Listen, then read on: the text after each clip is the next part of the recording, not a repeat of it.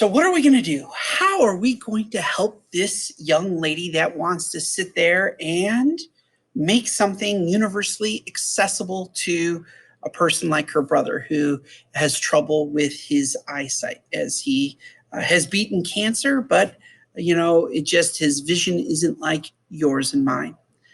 So what can we do? Let's look at a prepared design brief. So our client is Universal Toys. Our target consumer is the little boy, Carlos, and the age of our young person is 4, who's going to be celebrating his 5th birthday. The designers are you. We're going to go ahead and just look through the different statements that we have here. Problem statement is, hey, this puzzle that we have, bestseller, pieces are just too small for Carlos, 4-year-old who just happens to have significant vision loss. So that's our problem. What are we going to do about it? And that's what we find here in the design statement. The company wants to modify the toy to be larger. Your team has been tasked to mechanically dissect the current toy and document its design in detail. This is the first step towards creating an enlarged toy. So a dissection, believe it or not, is exactly kind of what it sounds like. We would break it apart, carefully take it apart. How do we put it back together? Because it is a puzzle. These puzzles right here are actually really hard to put back together if that is something that was required to do. So we would in class, and eventually if we have time, when you're in class, because I'm making groups based off of A, B, or C, you will go ahead and work on a mechanical dissection.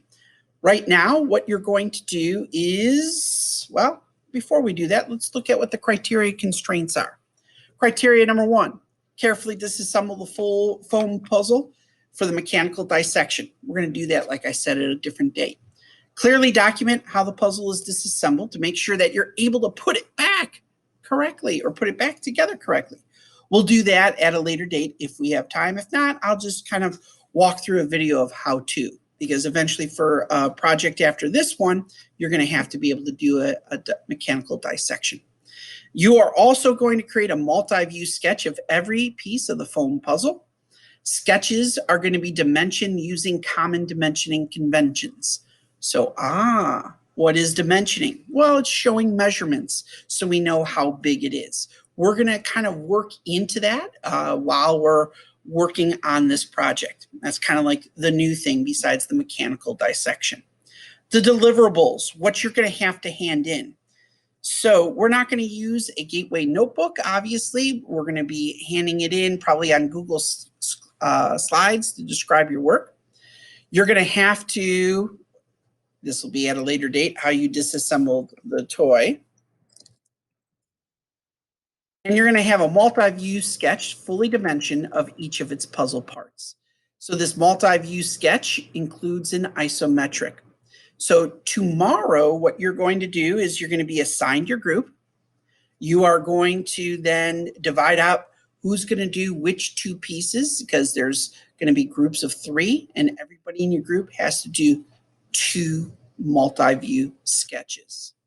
And that will be kind of where we go tomorrow. So what do I have to do today? Number 1, make sure that you have paper ready to go at home. If you need paper, print it out. If you need paper and you're coming to school tomorrow, grab it. Make sure you have paper and you're ready to go. For these puzzle pieces, I may recommend that we actually use the smaller squares. That might actually be easier for you, the 1/4 inch. We won't even double. We'll just keep everything sort of the same because it is much smaller. So either paper will probably work. You might actually find the smaller works better this time through. With that, be ready to work tomorrow. Make sure you have a pencil if you are a group B or C. So this is group B I'm talking to today. Make sure you have for next time paper ready to go. All righty. Have a great rest of the day.